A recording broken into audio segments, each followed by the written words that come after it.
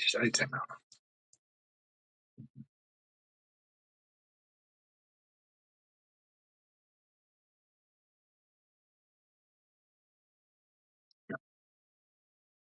Yes, yes.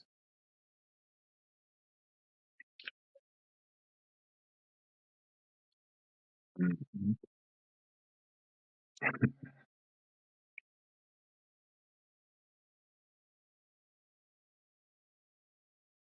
Yes.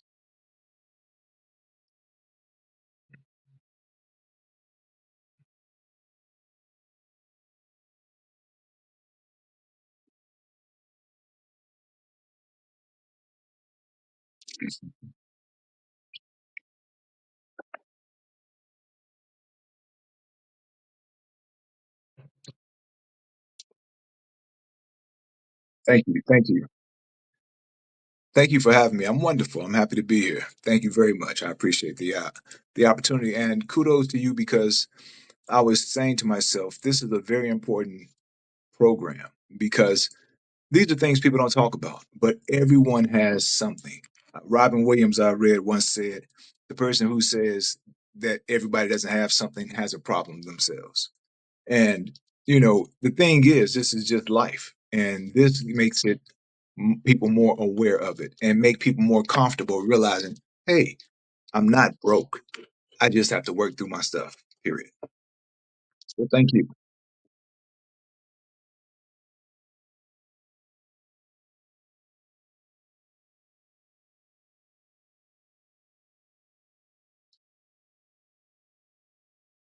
Mhm.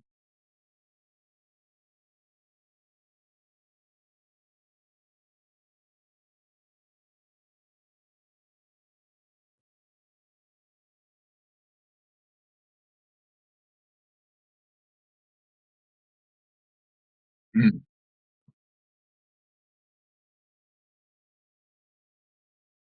Mhm.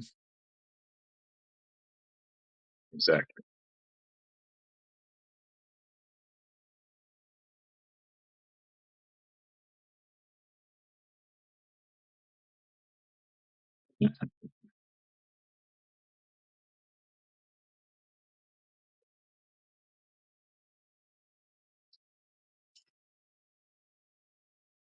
Yes.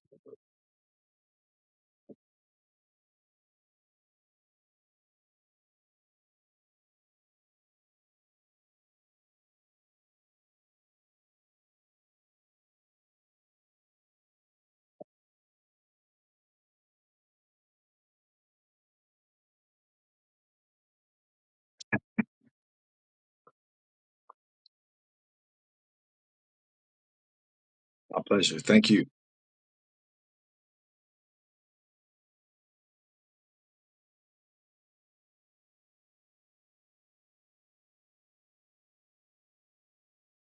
Yes, ma'am. Let's do it.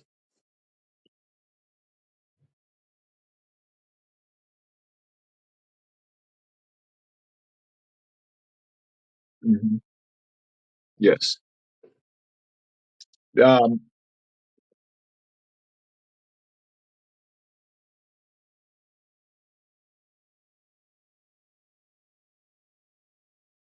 okay. Couple of things. You're very kind in calling me an athlete. I played intramural basketball. It's like five people going to the court, picking up a team, and you guys play regularly against other teams at the school. But thank you. I did play in high school, and I did run track in high school. But I just wanted to make sure I'm legit because any basketball players that know me would be like, "What? That boy didn't play no ball." So I got to say that. Um, you know what?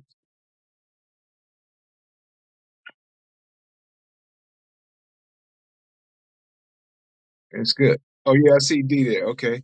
Um, You know, the first symptoms I had, my leg was shaking. I know my father would put me on his knee and bounce me a lot when I was a child. And I would do that to my sons and just bounce my knee, period. It was a habit I had from a child. And I was doing that. Well, one day I was sitting and it just started doing it. I'm like, oh, it's nothing. And then I would have like little numbness in my left side on my arm, on my toes, little things like that. But it would come and go, and it didn't seem like anything major, like your foot was falling asleep.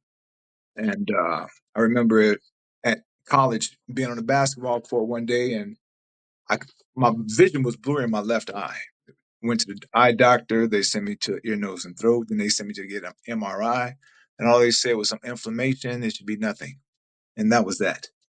Uh, so things like that would go on here and there, but nothing major. So I just kept moving.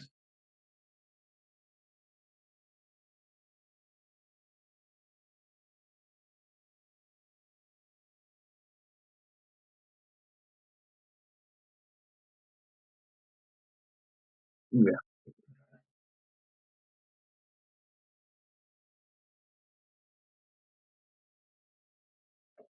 Uh, I used to run a lot, and the weather was warming back up in Chicago. It was like late March, early April, and I was running on the lake. And as I was running back, for somehow my left leg was just like no more, and it stopped. And I was like, "Wow!" I fell, and that was the first time that had occurred. And I took a breath, and I just went back on, and everything was fine. But as I ran additional times, I would have other things like the urgency to use the restroom, to not being able to control it and having to use the restroom on myself as I was running.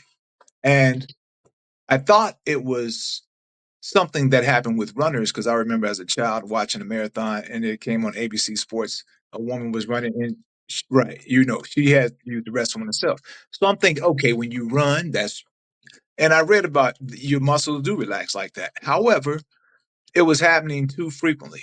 So I my leg was every time I started playing basketball, I mentioned my leg shake with my knee bent. Uh, but this my whole leg would shake when I'm playing, and as I'm just standing, it starts shaking.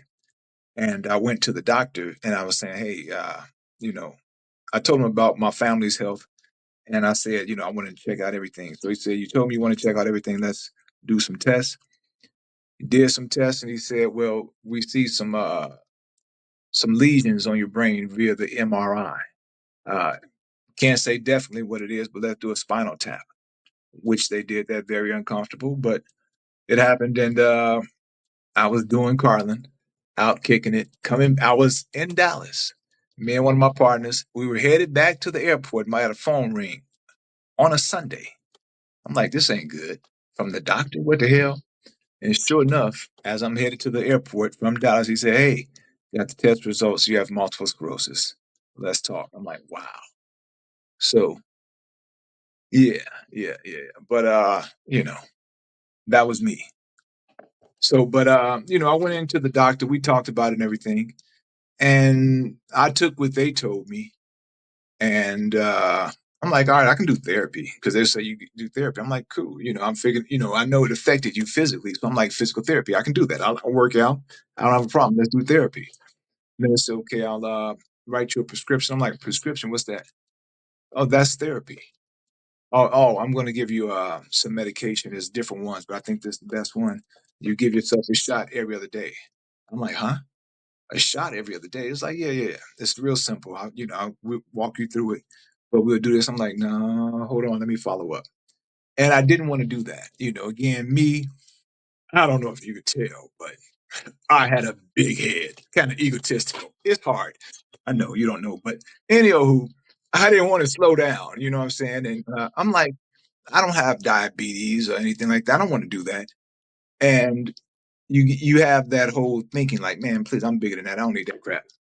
Nevertheless, I went about 2 years without doing it, and things were getting worse. The leg was bothering me more. So I said, okay, let me start trying it out. And I did. And things I had, when you first get it, usually you have relapse remitting MS. So therefore, it'll occur and then it may back. And it never goes 100% back, but it may go 95. You know what I'm saying? So the 5% you don't notice. So my point is, it doesn't affect you so much. You know what I'm saying? You'll have an occurrence and then things will snap back for the most part. But I didn't realize it progresses to a different phase, which could then go to a different phase. Again, you need to educate yourself because the doctor will only tell you what you ask. Uh, and if you don't ask, then you'll be wondering what the hell's going on as your body changes in front of you. So yeah.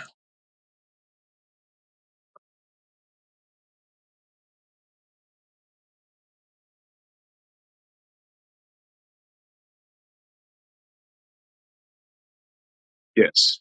It's very important.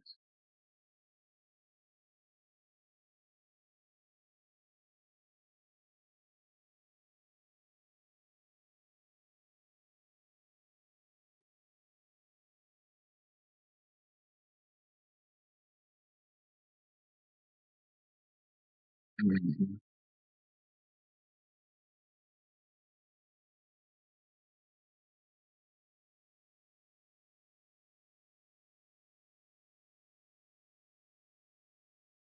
Mhm.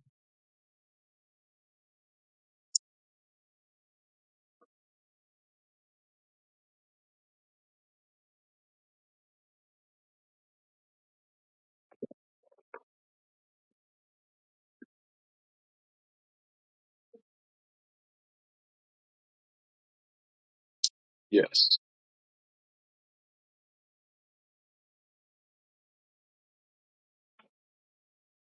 Mhm.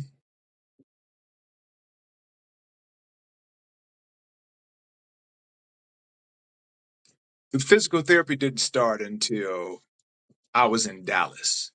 Uh, I didn't have physical challenges that prevented me from moving and things like that.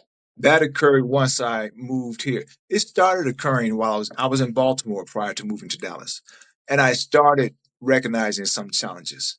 But it would be like with the heat, or if I wear pants, jeans, things like that. It felt like they were more constricting. Although I never wore skinny jeans or tight pants, it's just the way it felt because with me, my biggest challenge with MS is spasticity, which means spasticity, like a spasm, but spasticity, and it's like that, as if it's your muscles. So you have one muscle locking up, you have another muscle locking up, and they're pulling against each other. So with me, for example, my legs will just stiffen up, I feel them stiffening right now. But as I lay, or I can sit back sometime, and my leg might just shoot out. They just tighten up and they'll just shoot straight up. And I have to let it cool out for it to bend. Or sometimes it won't even bend right away. So those are my challenges. And it becomes difficult. And of course, that happens when you have to use the restroom. And as I was asking my doctor, I think it was a smart ass answer. I didn't care for it. I was talking to my neurologist and I was like, what's up with this? Every time I go to the bath, I have to go to the bathroom, my spasticity kick in and it's hard to work. She's like, it's all nerves, duh.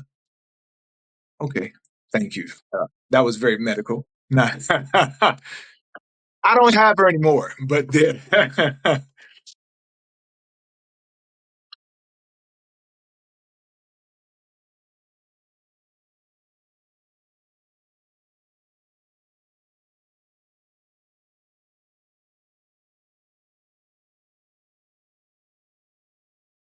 Yes.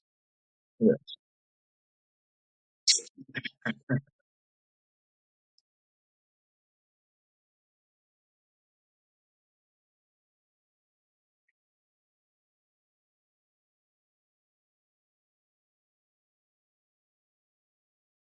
Yes, there are therapists. No, I have not seen one.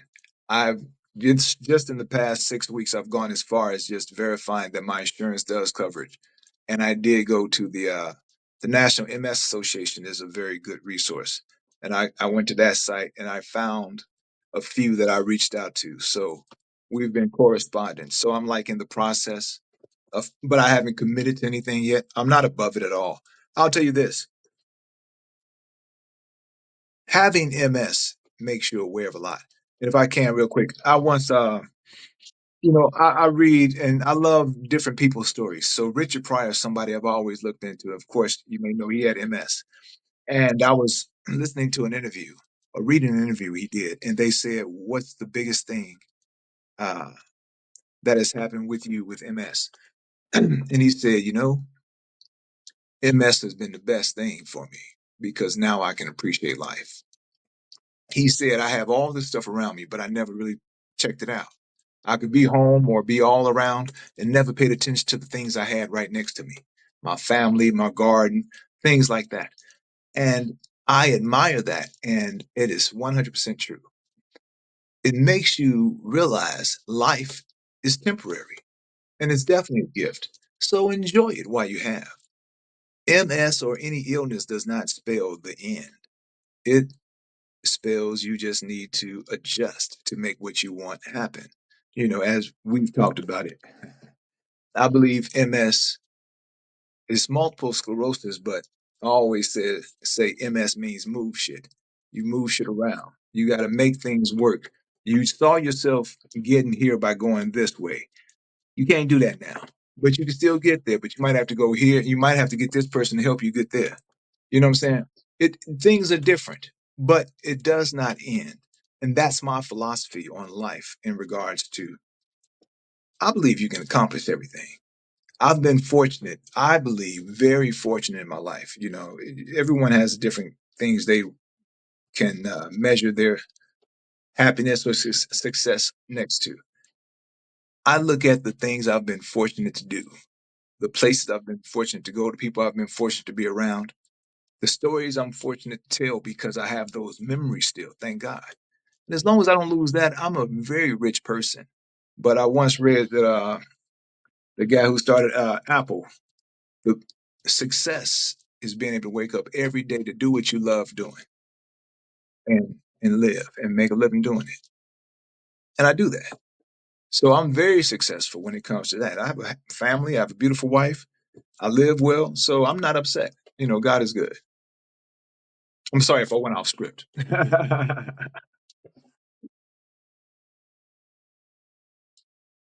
Hmm.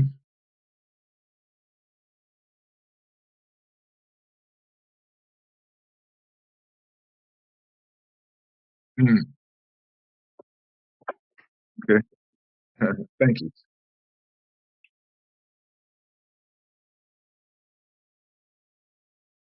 What does that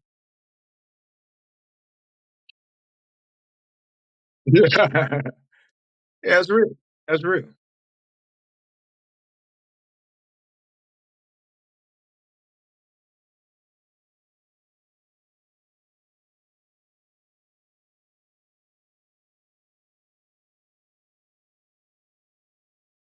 Yes, we do.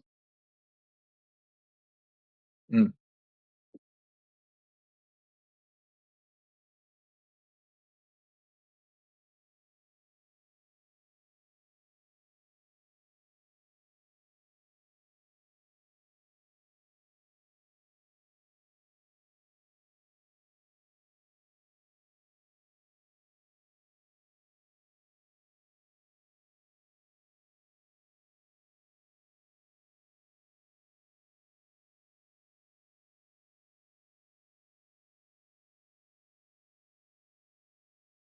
Hmm.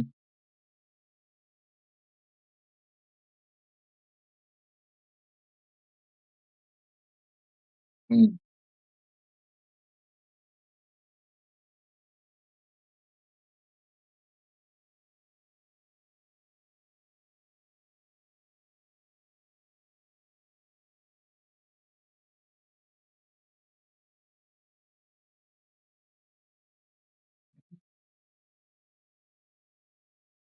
Hmm.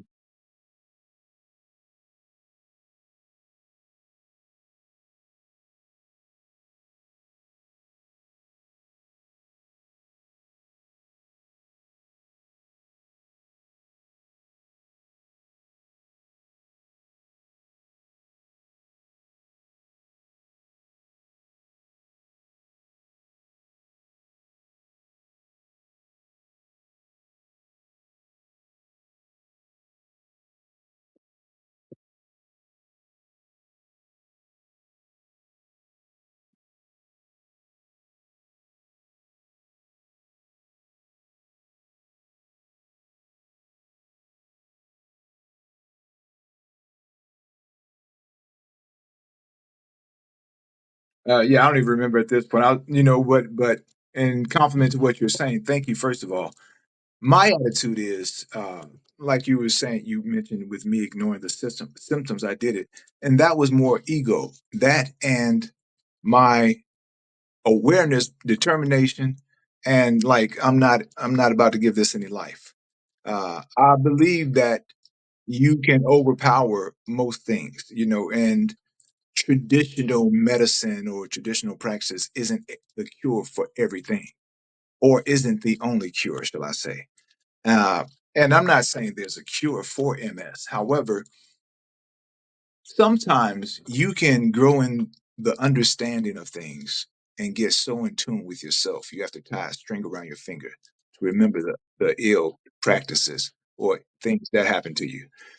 And don't get me wrong, I have challenges. I cry. I have all that stuff. There's a group of us in voiceover. We spoke at the conference. D who chimed in. You had Tony on here last week.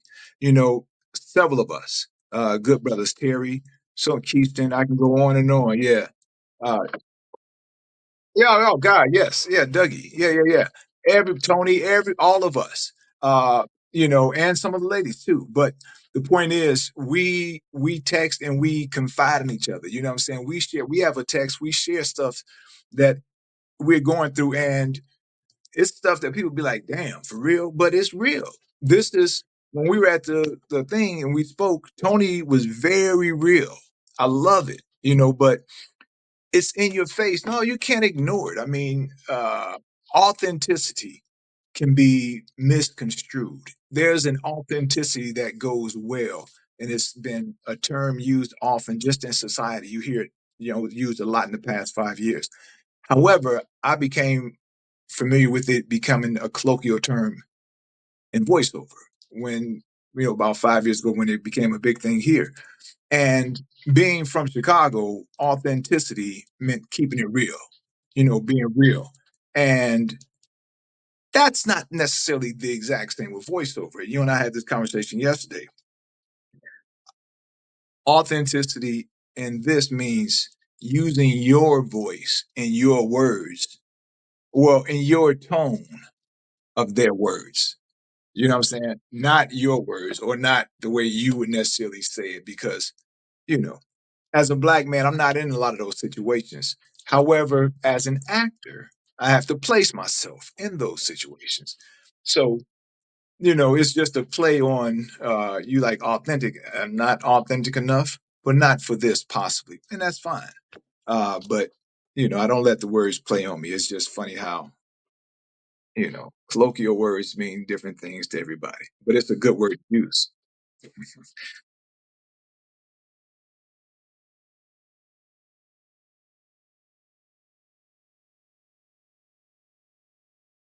Mhm, mhm,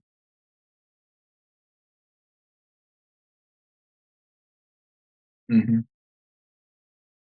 Yeah, I use the scooter a lot actually. Um, it started off with cane. I started using the cane actually here in Dallas. So that would have been in the past 10, 11 years. I moved here in 2014. And shortly after I got here, I had to use the cane, but I didn't use it all the time. And then they went to using it all the time. And then after I retired, after I stepped away because I was having falls and different things like that, I got a walker, started using the walker. And then, you get tired is one of the challenges with MS. You get fatigue fast. So, and trying to walk in fatigue means danger. I've broken my arm twice, two different arms, two different times, a year almost to date apart from falling. And that's the my drive wanting to say, no, I can do this, and trying to take stuff out to the trash can, got boxes in one hand, trash in another, do stuff that I hadn't been doing and ignoring what I have, like, no, I can do this. It costs me, and several times I've had that happen. I've fallen many times than I would even want to mention, but it's a part of it. And I rather fall or don't get me wrong, there's a limit to you want to do that. However, as long as I can walk, I want to do that. I want to do it as much as I can. And sometimes it may end up in the fall, but you know, for example, because of that, I've started being on my scooter more in the past 3 months. And that's fine. But usually around the house, I try to walk, especially during the daytime. And when it gets later, my body gets a little more fatigued. I get on my scooter about 6, 7 o'clock, and I'm on that all day, the rest of the evening or whatever. But yeah, that's how it progressed for me. You go from relapse remitting to uh, primary progressive stage one, and then progressive stage two. I'm in progressive stage two, which I believe is the most advanced. Now, that doesn't mean the end of the world. It's just how you specify things. But essentially, with all MS, with all of it, you get gradually worse. With progressive MS, it's, I guess, a more steady pace of it. However, there are people live well into their 70s or even 80s with it. It's just everyone is different because there are so many nerves in your body that control everything, every aspect. You know what I'm saying? You got over 100 nerves just for one thing of your arm moving. So one nerve could be affected, which may not be anything noticeable right away, but it might be you moving your pinky. You know what I'm saying? So it affects everyone differently. But that's where I am.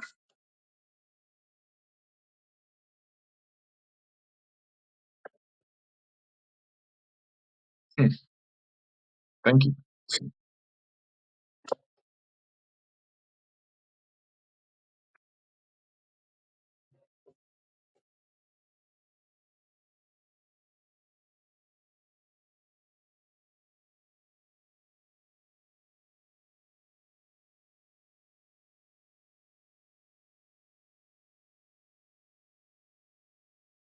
Mhm.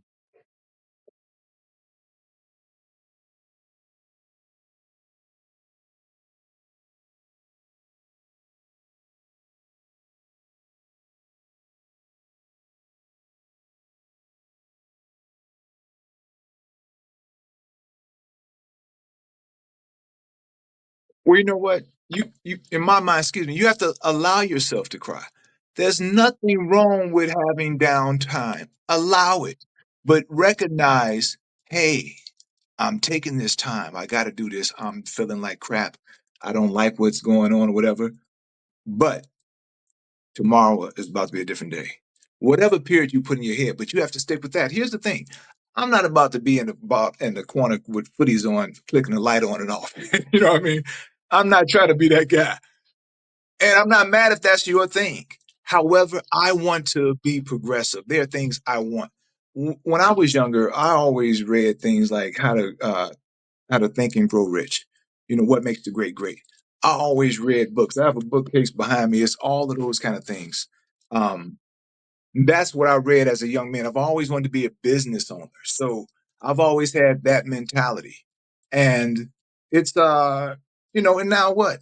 Life throws you challenges. But like I said, having MS made me more aware, conscious, and empathetic to other challenges that I see people with because I see, damn, it's no lifestyle per se you have to live. There's no race, there's no age, sex, anything like that. No, it's shit that happens. Excuse my language, but it happens. And now it happened to you. So now what are you going to do? Get some support. You can talk to other people like yourself, and that helps. I've had conversation. I'm not in like an active group other than what I said. I am more of an independent person. I try to be. But I'm very dependent. My wife is very helpful. I couldn't do a lot without her. I know that. Um, but my attitude, the way I've come up, has always been about get it done. Stop excuses. Let's just make it happen. So that's my drive. And it works well for me though. I don't have a problem. And then my first 7, 8 years or so with MS, people wouldn't know I had MS unless I mentioned it. You know what I'm saying? You couldn't physically tell unless you saw me walking for a period of time. And you'd be like, why are you walking like that? I've had people say that to me. Otherwise, you didn't know it. I would hang out, drinking, walking, doing everything everybody else was. And see, when I came out of college, I was fortunate to start working in radio right out of college, the very first hip hop station in Chicago, straight out of college. So I was on that kind of a fast ride and loved it. So they told me MS. I'm like, get out of here. That's not to stop. I got somewhere to be. I got to do some things. I was in that fast lane big time. But I've enjoyed getting the hell out of it at the same time. And this pace of life, I'm enjoying that. Right now, life is about be easy, making things easy and enjoying life. So,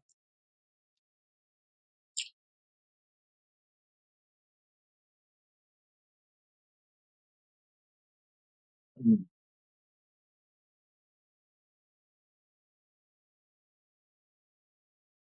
mm, never knew that. Yeah.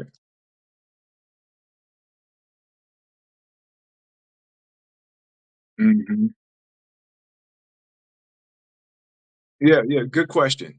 First of all, I would advise the person who's helping them be patient. Most, especially men, but no one wants to be dependent, because they can't take care of themselves. So I know myself, for example, I was just at the barbershop, and as I was leaving out, he asked my barber who runs the shop asked another barber to help me. And as I was going to the car, he was helping me. He said, "Yeah, I heard you don't like to get help." And I laughed. I was like, "Wow." I said, "Well, yeah, you probably did hear that." Because I always say, I got it. I got it. And Lord knows I do need help a lot. Um, but like with people falling, every person, they want to help you and they just quick to grab. And there's something to it. You might be grabbing in the wrong place. The person may need to get their balance. I want to put, you can't just grab and pull me. If I don't have my legs up under me, you're going to be lifting all dead weight. And then I can't get my legs under me until you get me. I'm 6'5". So for you to try to get me upright for me to get my legs is difficult. So allow me to get my legs bent, you know what I'm saying, and stuff like that. So I can help you help me. And then you can't just grab my arm else I'm gonna fall off balance. There's a lot of different things to it. So ask, hey, look, I want to help you get up. What do you think is best? And be patient. And it's difficult for people to be patient with you. And I understand. And then it's difficult for me to ask for help because I don't want to deal with that. You know what I'm saying? In my attitude, I'm like, look, I got this. It may take me a little longer. I'll get up if I could use some help, but God bless. I hope that helped.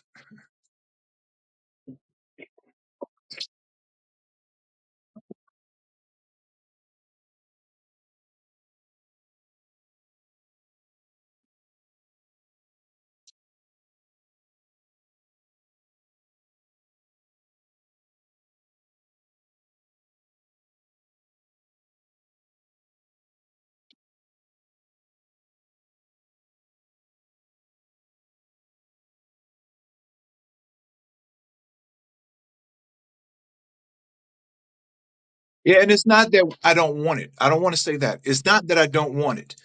It's a lot of times people aren't patient. So if you can be patient with me to say how you can help me, and sometimes I don't know. You know what I'm saying? People ask for help, and I may not be in a situation where I need it right there. However, in two more steps, I'm going to be getting that car door. Yeah, can you open the door for me? Or when I open the door, do you mind taking the walker and folding it and putting it in the car? You know what I'm saying? Things like that could be of assistance. Can I get it done? Sure. But it's much easier and quicker if you're helping me.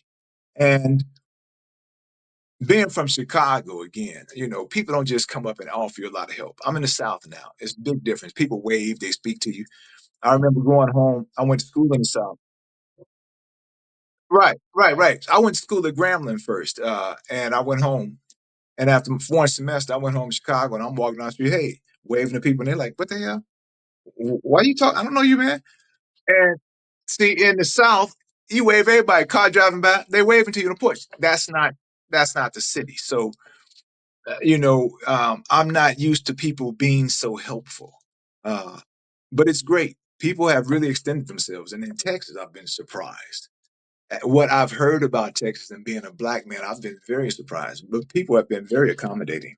And even with travel, I was telling someone recently, I feel secure traveling by myself going through the airport because it's actually one of the most secure and feasible places for you if you are handicapped because a lot of people are there to help you. Now, you should have some cash to be tipping people, but it's possible. You know what I'm saying? They're very accommodating for the most part.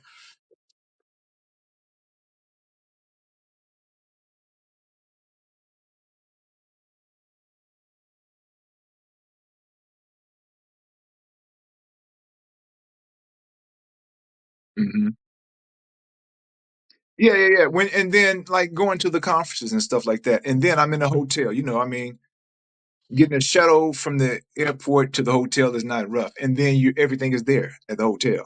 So I'm not like moving around the town. And if I am, I'm with people, trusted people who I know is going to have my back or whatever. However, being able to do that though is huge for me. Having traveled many times by myself, that was a part of my job at one point. I flew every week. But, you know, I don't want that at all. However, being able to exercise that independence, I've had to get my car manned up with hand controls for me to still be able to drive that because my legs, again, with spasticity, is scary. Uh, so I've had to outfit my home. Like this is my office now. I have my studio, but I have like handrails for exercising and grab bars all around my house. So I can safely maneuver. I'm still using my walker, but when I get to the restroom, I want to walk, so on and so forth, things I can grab, showers, so on and so forth. But man, things are possible. Things are possible. I'm glad I have the resources to make it happen. She's from, that's a good question. Raised in Baltimore, from Utah. Uh, yeah, right. That's why I say good question. It's very interesting. Yeah, my black wife was born in Utah. Oh, excuse me. She was born in Montana. Grew up in Utah the first half of life, and then did high school and college in Baltimore. Morgan State grad. Uh, yeah, black college. Love it. Yes. And she's probably right outside this door listening to me. Her ears buzzed as soon as she heard me talk about Utah, Baltimore. Or her. She heard you probably.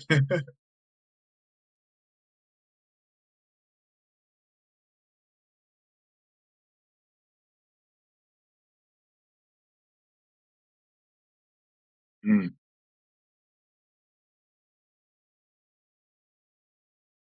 mhm.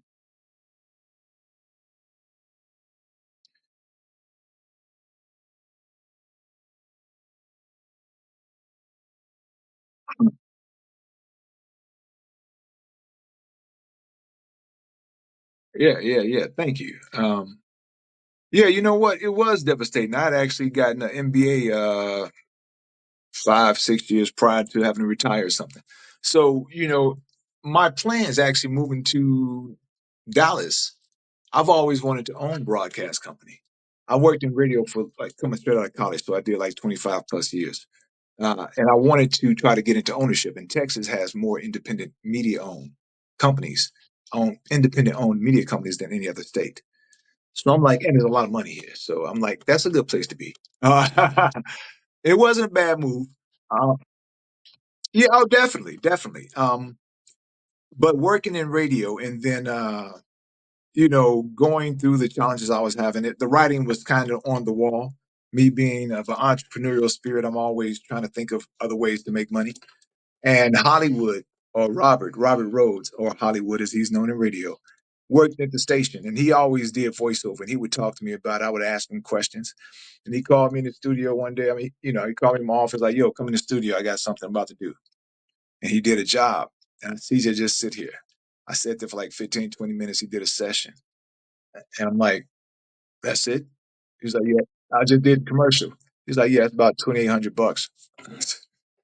I was like, that was $2,800 right there? He's like, "Yeah." I was like, "All right, I'm getting in." So shortly after, I joined up with Edge Studio online. I did them because I saw there were a ton of teachers, and I felt because it was a quote unquote school, it was a little bit more established. It had a program, something to kind of introduce me and teach me everything, versus me just hiring Joe Smo because I didn't know anybody in the industry. And I'm happy I did it. It was good, and I've met some people who I know in the industry now from there who were my instructors and stuff. Nevertheless, Yeah, yeah, yeah. It was a great experience. So once I've had several accidents at the gig, um, on calls. As a sales manager, I had to go out with my AEs to different meetings and things like that. I had, times that are quote unquote embarrassing, but at the same time, you know what? Shit happens. It happens. Uh, so I'm at a client lunch, big lunch they were putting together. A lot of big agencies there with one of my AEs who had a lot of big accounts, and I'm getting up from the table and I'm like getting up on the table and put my hand on the table flip up, and I go down, hold every food there. I'm like, damn, how the hell this just happened? I'm just getting up. That at a car dealership with a AE get into a truck. I'm like, oh, this is nice. Get into the truck to check it out. Trying to get out the truck, fall. You know, so everybody like, oh boy, and I embarrassed my AEs. I embarrassed them more than I was embarrassed. Which was my concern. But these things, and then falling at work, going to the restroom. I found that 65% of falls happen when people go to, excuse me, going to the restroom. Yeah, 65% of falls are people going to the restroom because of the urgency. You're not paying as much attention. You're trying to get there. Exactly. So, as well, it was like I saw it kind of coming at the job. I was telling my friend, you get the feel. I was telling my friend at work, not even a week prior, I said, "Yeah, I can see things not going to be here. I'm not going to be here much longer. I can tell the way the mood is around here." And then I had to go to the restroom, and I said, "I'm gonna go out." No, I'm not gonna go out in that hall because I could have went down one hall where I'm not walking past anyone. And I said, "No, I'm gonna walk straight ahead." And I go by all the offices, and surely I got a few offices down and tripped and fell in front of some of my peers in management. And they helped me up, which I was very appreciative of. And I kept going on, but I knew my manager was going to be hearing all of these things because all of this was happening maybe within a 3, 4 month period. Oh, I don't know. It happened, hell. So shortly after, she called me in the office, and that's what happened. I got let go because of that, and it was upsetting because this is what I did from out of college, and I had a lot of invest. I moved here, what I'm saying, for this job, and I don't know jack about Texas. It's hot as hell. I didn't know it was going to be this hot in Dallas. Uh, but here I am out here cooking now, not working, and a wife. Oh, just bought a house, just got a car. Ah, so talked to Hollywood, and he was like, "Hey, we talked about voiceover at no better time than now." I was like, "Wow." This was on a Friday. Saturday, I had stuff coming in from Amazon. I was loading up my office, setting up my desk, all that stuff. I had some basic recording equipment just to learn the microphone, podcast kit, you get that kind of stuff. And then I started buying equipment, and that was in April, May. I booked my first gig in July via Voices. Uh, in November, I was done with Edge Studio. I finished with that. I had a demo. I got a small agency. Well, I'm gonna say small, a local agency in Chicago, Shirley Hamilton Talent. I picked them up in my hometown. That was my first agent. I got them in February, and in July, I had my first national gig. It was huge, with Maker's Mark, and yeah, and it lasted 3 years. So I bought my studio booth and everything. Uh, Before that, my word is bond. The very first audition that I did in that booth was Maker's Mark, and I landed it, and it paid for that damn booth, paid for delivery and everything. So I said, God is good. But I invested in myself. I bet on myself. I can control those odds more than I can any other game or anything else that you would bet on. You can control your odds, or you know them better. But I would definitely say bet on yourself, man. And you can't take this away from me. And hell, I can record. You know what? What's the guy's name? Edinburgh. He does all. You know what I'm talking about? Does all the animal and life. 90 some years old. You know how much money? This guy's making a lot of money still. I think he just turned 92 or 93 in June. Yeah, right. David Attenborough. So those are the kind of things I can talk. I'm blessed to still be able to talk. And as long as I can jump in that mic, jump in that booth, or if I can, I just put the mic out here, damn it. But I can talk. I like to talk. I was a salesman. I'm a talker. I used to be a, I used to, yeah, I've talked a lot. So I'm talking a lot now. I'm sorry.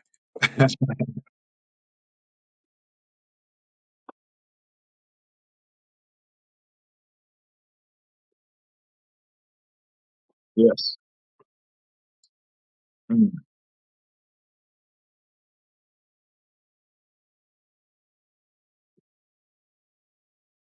mm, mhm.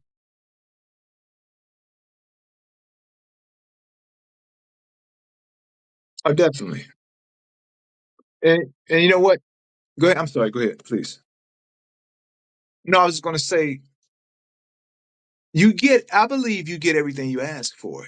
However, are you going to recognize it if it doesn't come in the package, the dress, the car in which you thought it was going to come? If it did come sounding, looking, or tasting, whatever the heck you was asking for, the way you thought, you get it. It's your job to recognize it and be able to see the blessings that you have coming. And you can interpret it any way you want. You can look at the glass as half full, or you can be like, I can't quench my thirst on this. My attitude is like, I'm not going to be doing that damn crime, man. Come on, grab your damn bootstrap and let's do this shit. Let's do this. You know what I mean? There's no, I come from the background. I thank God it saved my life when I was in high school. And, the only excuse you making is that you're making excuses. You know what I'm saying? Otherwise, do it. You know what I'm saying? You can make it happen. If you want it to happen, you make it happen. Otherwise, it's not going to happen. You can't say you're hungry and pray and think that, you know, some bread about to pop up on your plate. If anything, you get a bag of seeds and a shovel fall on your head. You got to do some damn work, but make it happen. And you can do it. I believe in it. You know what I'm saying? You get what you put out there. If you don't put it out there, it ain't happening. And don't get me wrong, your attitude, your mentality plays a big part of it. You must be appreciative of what you have, the things you have, and be know what you want. And don't wait till you get it to start feeling the way you think you should feel, or you're going to feel once you have it. And I'm going to give it to my man Stephen Gord, the voice artist. You guys know him. He's all over the place. Shot Town, homeboy from. We discovered each other via voiceover and grew up literally 3 blocks away from each other. I know his neighbors. He knows people. Yeah, right. I mean, we're that close. In fact, on LinkedIn, after we ran into each other on a similar to you and I on like some voiceover stuff, a mutual friend on LinkedIn had tapped both of us like, man, Carl and Steve. I'm like, oh man, you know him? Yeah. So it was like, okay, yeah. But he put me on to some of this, and I think it's important. The whole thought of manifestation. Uh, it doesn't, in my mind, compete or contradict any spiritual. It's not about that. It's about being at peace and in tune with what you want. And then if you want to achieve this and you say, hey, once I get this, I'm going to be living like this, I'm going to be feeling like this, and think about how you're going to feel and what you want to do, and start embracing that now. Because don't wait till you get quote unquote goal to feel good. What the hell are you doing with your time now? You know what I'm saying? So what if you only get on the back 20% of your life? You wasted 80% just being like, I'm gonna get it. No, dog. Enjoy life now. You know what I mean? Every day is a good damn day on this side of the dirt. That's the way I was taught. You know what I mean? That's my belief. So keep going for your stuff. You got a rough time. I get you. It is rough. Deal with it. Keep it moving. Period. It's not that simple, but it is.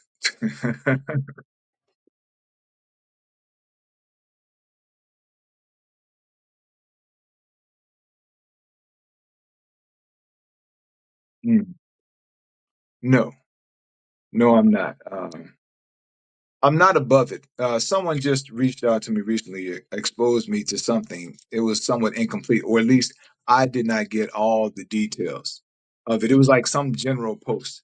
And I'm open and then I'm not. I mean, I'm a black man read, you know what I'm saying, the whole Tuskegee, all that. I believe that there needs to be African Americans specifically in testing, in research, because a lot of things, especially medications, aren't suitable for us because they don't know what, especially with MS. It's not a lot of blacks that they've studied with MS. So most of the books you read and things across the market are for the general population. Most MS is in northern populations. North, the further away from the sun, the further away from the equator, the more MS, because they say it's a direct relation between vitamin D, hence the sun, and then there's other things, but there is no specific known reason for it. However, more cases. Like you go to Canada, you got a lot more cases Canada than you do here. You go to Russia, you got a lot more cases than you do here. So the further north, you have more cases of it. That's again the whole simple, thing about the sun. I'm thinking. But yeah, I started talking and forget what I was saying. So I know people watching that know me and be like, "Look at him."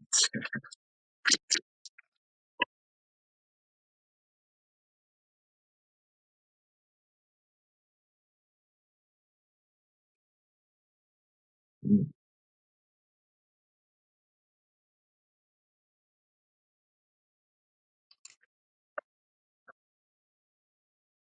Yeah.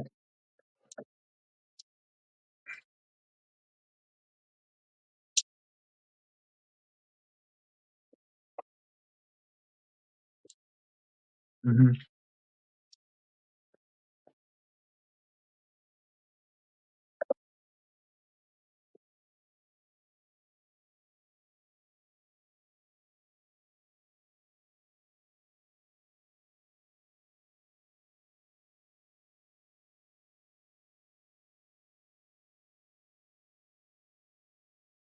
It's real. It's uncomfortable, and most people don't feel comfortable talking about it. Look, real talk. Now, who wants to talk about shitting on themselves or having a fall and busting their head?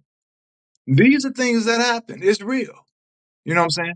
The difference between a child and a baby, I mean, a child and an adult can take care of it where you possibly don't even know about it, or it's not bothering you because they didn't clean themselves up. But it happens. It's real stuff. It's uncomfortable as hell. I've had times where I've walked past the mirror and I've cried because I've caught a glimpse of how I'm walking, how I'm bent over past this mirror. And I'm saying, damn. And I've seen myself, physically slump or digress. You know what I'm saying? I've seen myself go down, but it ain't stopping me. And I smile now because that's real. I'm here talking to you right now about this. You dig? So I mean, everything is possible. It's my belief is only thing that stops you is you. Period. You can have whatever attitude you want, and that's your thing. But why not have a good attitude? You can always be funky. I had somebody tell me, you can quit in your day. Why today? And sometimes you got to ask yourself that when you get down and you like say, oh, it's funky as hell. I don't want to do this. Yeah, you're right. But what are you going to do different?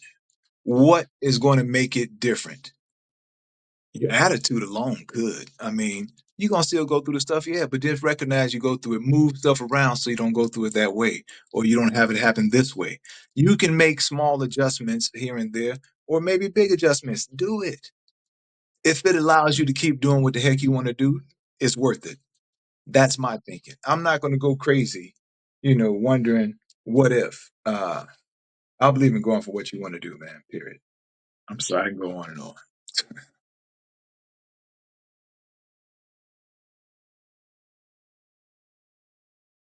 I'm happy to enjoy it.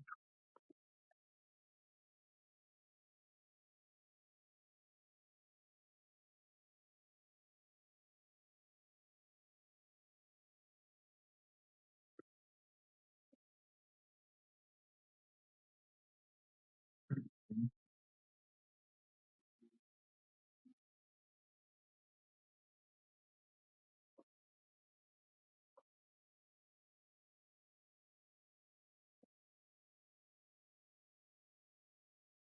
Yes.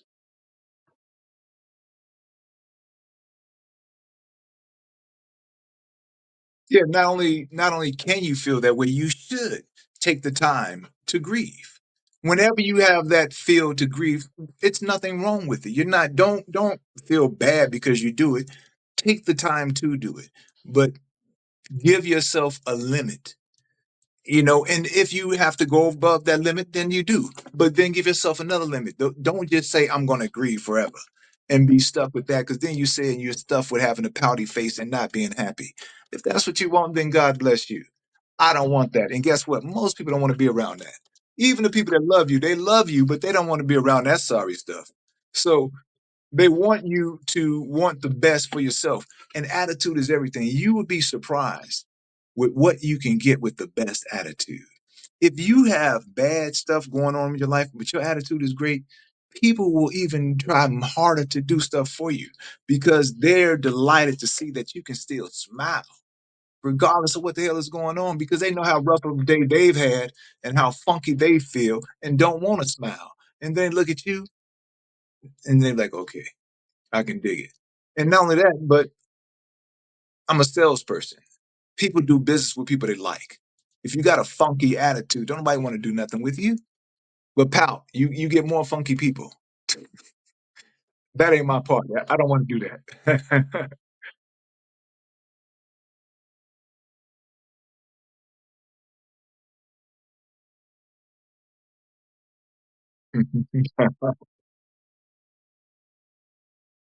I just realized how long it's been. Wow. I'm sorry. I just realized how long it's been. I can talk. I can talk. This is good though.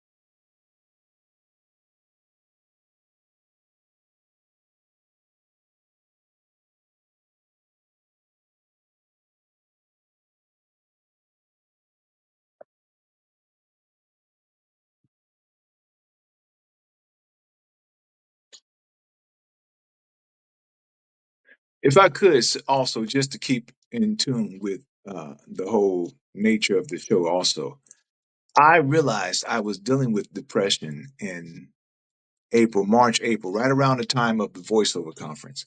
I had just realized prior to that, almost a year prior to, or the whole year prior to that, I just started snapping out of it in March.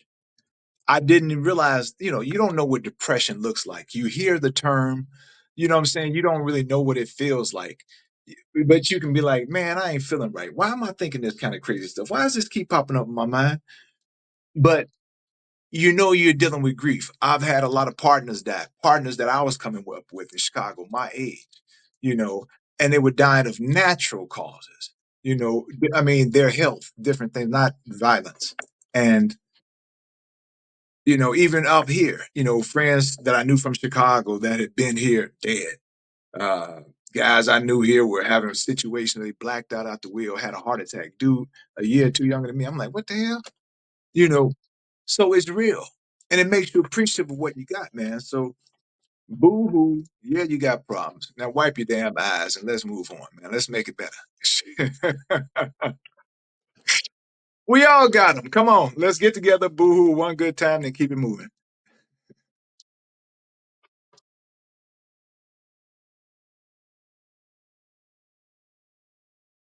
Mm, thank you. God is good.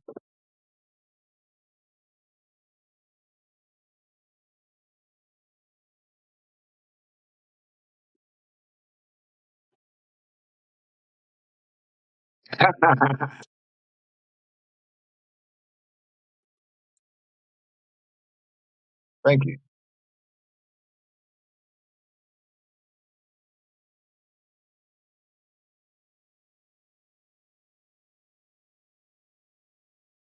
Mm,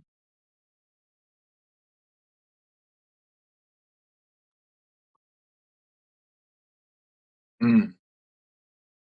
Mhm.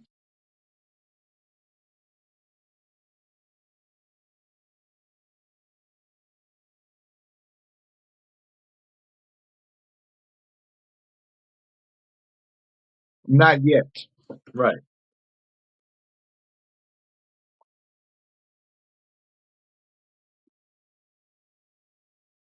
Mhm.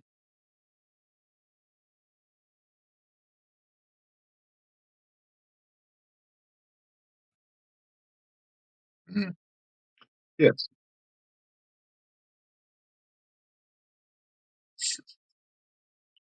Chi-town. You gotta do that from Chicago, I'm sorry.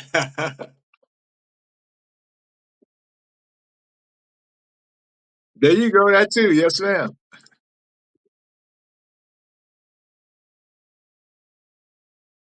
Yes, thank you. Yes, thank you.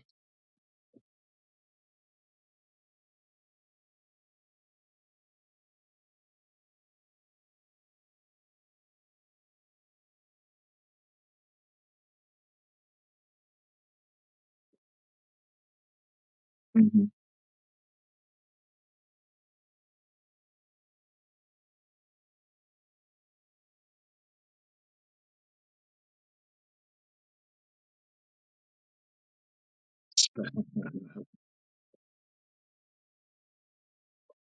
Thank you.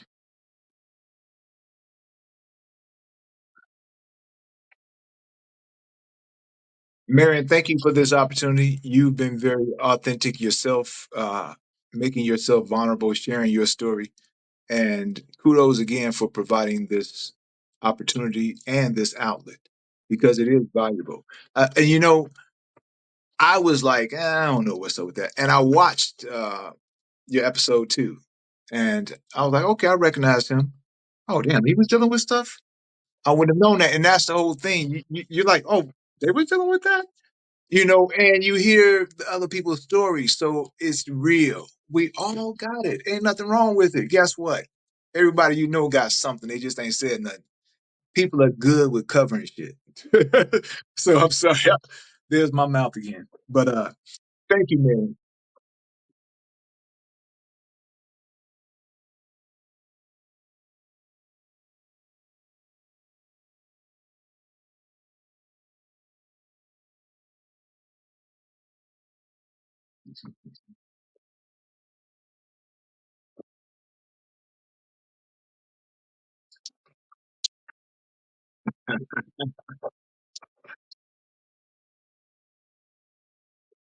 Yeah, I was gonna say that. Please do.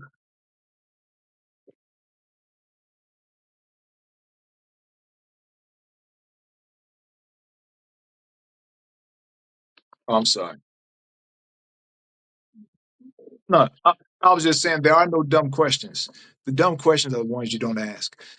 I've been an inquisitive guy from day one, and I don't feel bad about it. Sometimes people have gotten on me for asking too many damn questions, but go what?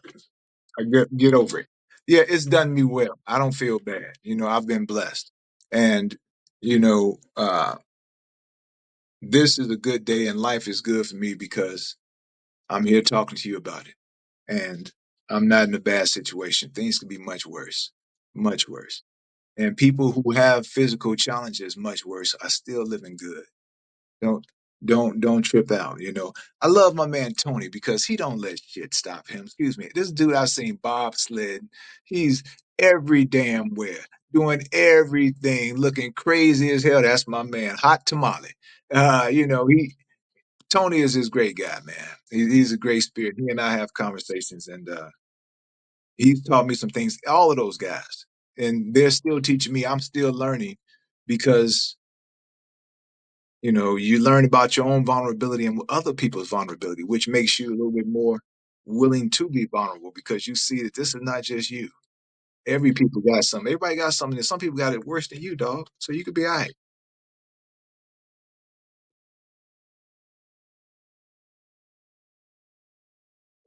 Oh, be grateful. Yeah, I was in the children's choir. I was in church big time, so I know about all that. Yeah, my sister was soul children in Chicago.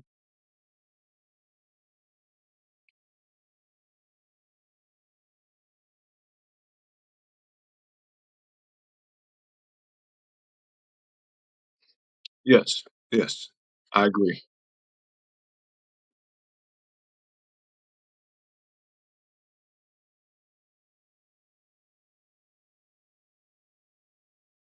I don't know about that. Thank you. Yeah, and I was gonna say, if you ever need me, don't hesitate to ask. I appreciate it. That was quick. I've learned.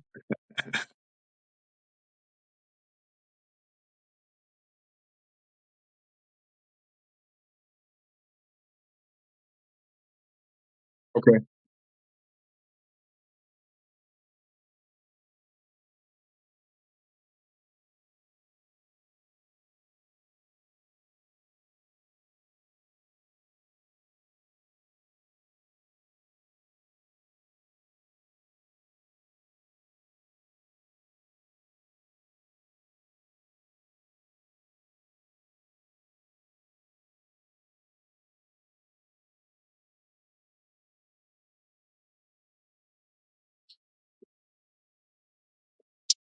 Yeah, just fish. I've got 4 fish, the Fantastic 4. That's it. I don't do my wife wants a dog. She every few months, she's like, "Don't you wanna get a dog?" I know, but I don't wanna take in no dang on dog. I mean, she is gonna be at work all day. I work from home, so it's gonna be my job.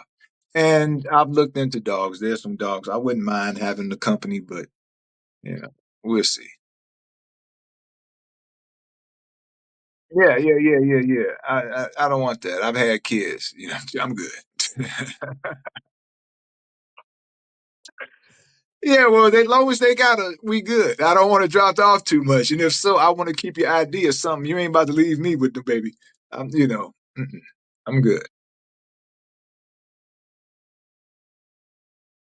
Oh no, they live in Utah. My son lives in Utah, so I don't see him that often. You know, but yes, ma'am, it'll be all right. Thank you, thank you guys. I appreciate it.